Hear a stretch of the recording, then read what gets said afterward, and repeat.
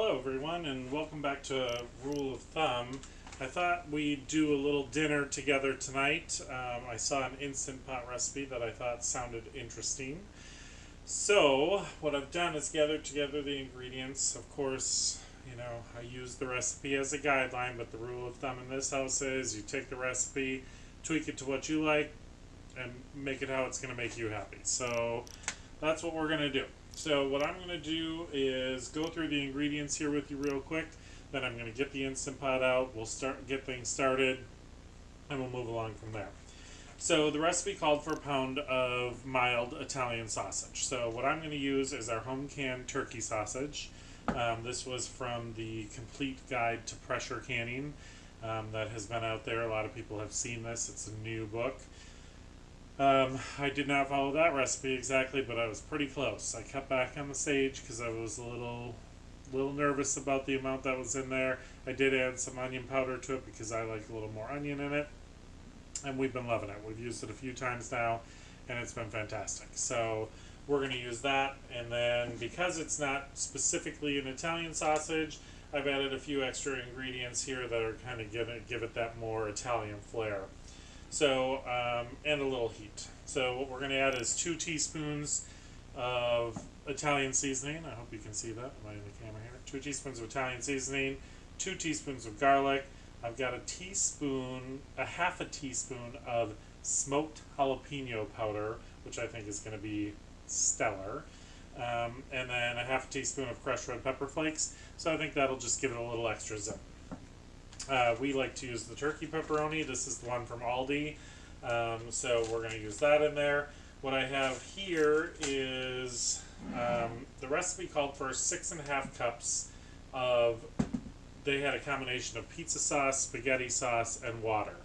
Well, I had home canned marinara, so I used some of that. I added a little water to dilute it out because it's going to be used to cook the pasta. And I came up to the 6.5. So I used about just shy of 4 cups of the marinara sauce because I used a quart and it wasn't, you never are exactly at 4 cups in a quart. So just shy, and then I made up the other 2.5 cups or 2 3/4 cups with water. So that's what I have here. And then the last ingredient, or the last 2 ingredients, I guess. So we got tomato sauce. We're going to use some Italian style cheese. This is also from Aldi. Again, I know you should shred your own, but ease and convenience sometimes wins out when you're tired. And then this pasta came from. This might have come from Aldi as well, but I'm not sure, to be perfectly honest. And it's kind of like a cavatelli. It's a curly pasta, and I thought this would be fun, and I thought it would hold up to the cooking and the heat. So that's the ingredients we're going to use. I'm going to get everything together here, get the Instant Pot ready, and then I'll bring you right back and we'll continue on from here. Okay, we're back. So the one thing I didn't mention is the recipe calls to start out with butter to get things going, because in the recipe that I read, they were browning the sausage. Our sausage is already cooked, so I'm not going to use the butter. I am, however, going to do just a quick turn of the pan, probably about a tablespoon of olive oil, just so that nothing sticks. So we're going to get that in there, and then we are going to set the saute on so that it can start to heat up. We're going to get our turkey sausage in there. So use a spatula here. And really, I mean, I cannot recommend this turkey sausage enough. Like, we have absolutely been loving this. We've used it in several different ways. And just, I mean, we have not been disappointed yet. So this was a winner. We will definitely be doing more of this. So it's not easy to get out of the jar, though. Might be something I would do in a wide mouth next time, but you roll with what you got. So we got the turkey sausage in there. We're going to go ahead and get all of our spices and our garlic in there, so that can all kind of meld together while we're cooking. So I'm going to let this heat up and get going, and we're just going to kind of heat this turkey sausage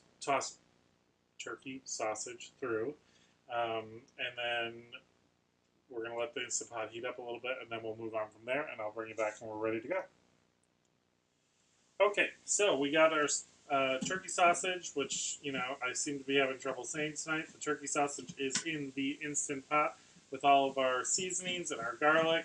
And the smell, yeah, the smell's already good.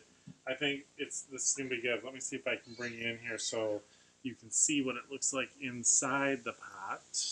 And just, just, like I said, it's already cooked, so we're just kind of getting it heated up. So we are starting from the same point as the recipe, essentially, so that what I'm trying to get right is the cooking time on the pasta, because this is my first time doing pasta in the Instant Pot, so I'm kind of trying to follow the recipe guidelines regarding that part of it in hopes that it'll come out correctly.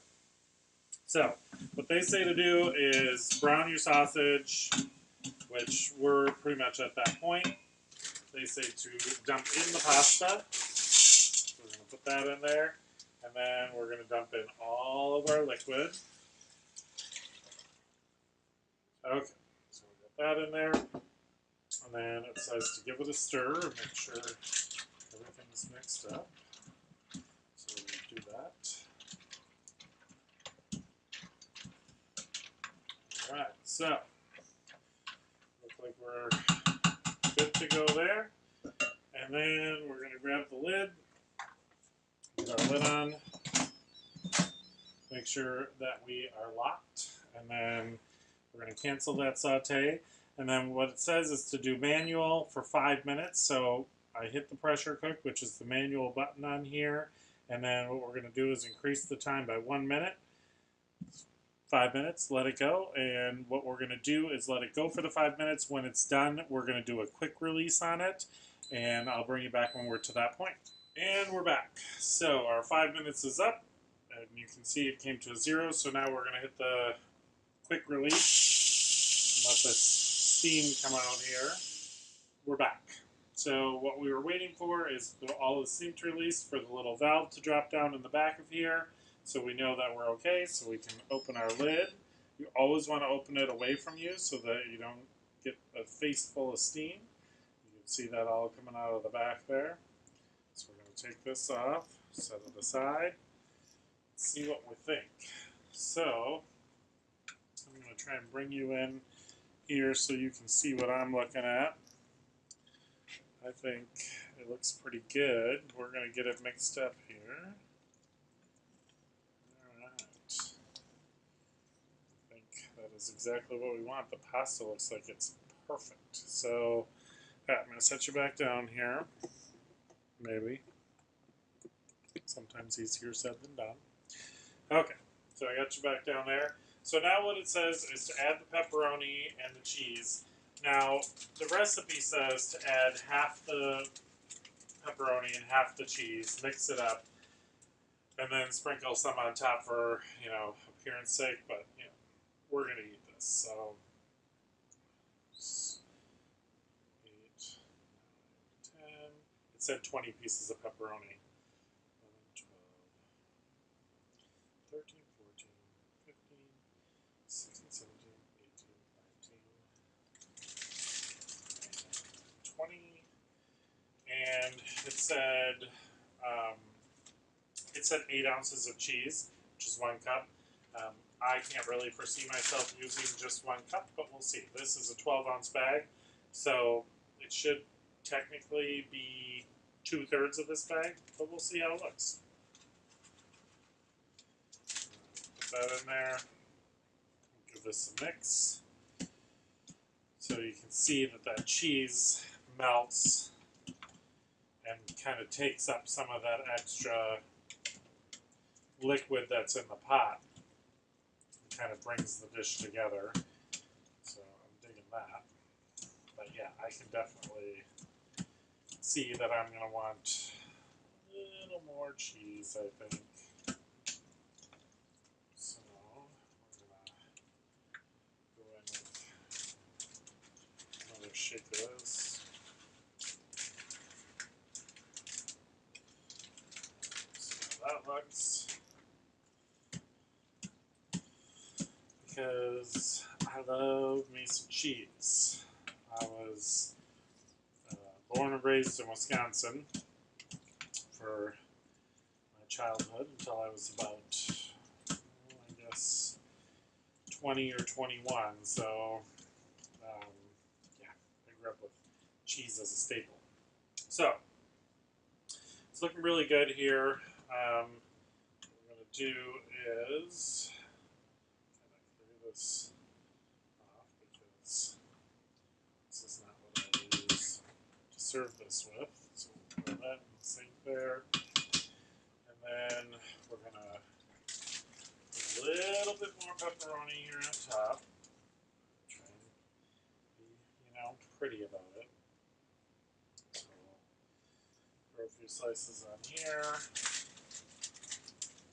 Just as a kind of a garnish. And then we'll use the last of this cheese. So I ended up using 12 ounces of cheese versus the 8. Because that's just what I like. So, we got that all in there, and then it says to go ahead and put the lid back on and let that melt the cheese. So, we're going to do that. We'll let this sit for a few minutes. I'll bring you back when we're ready, and we'll dish some of this up and see how it tastes. Okay, and we're back. We probably could have waited a couple more minutes, but I'm hungry, and I want to eat dinner. And I'm sure my husband does as well, so we're going to go ahead and serve some of this up. Take the lid off. Go ahead and turn this off. Go ahead and unplug it from the wall. Alright, so just see inside of here. So you can see what it looks like. That's the finished deal. So let's give this a try and see what we think. Scoop some out. Cheese and pepperoni on top.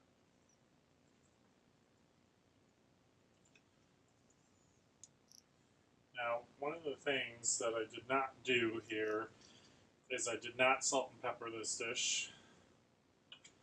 It said to salt and pepper to taste, but because we were using a lot of home canned stuff, I thought I was going to give it a shot first, and I can always add salt and pepper at the end. So, let's see what we think here. Get a knife that has some pepperoni, a little pasta in it. Here we go.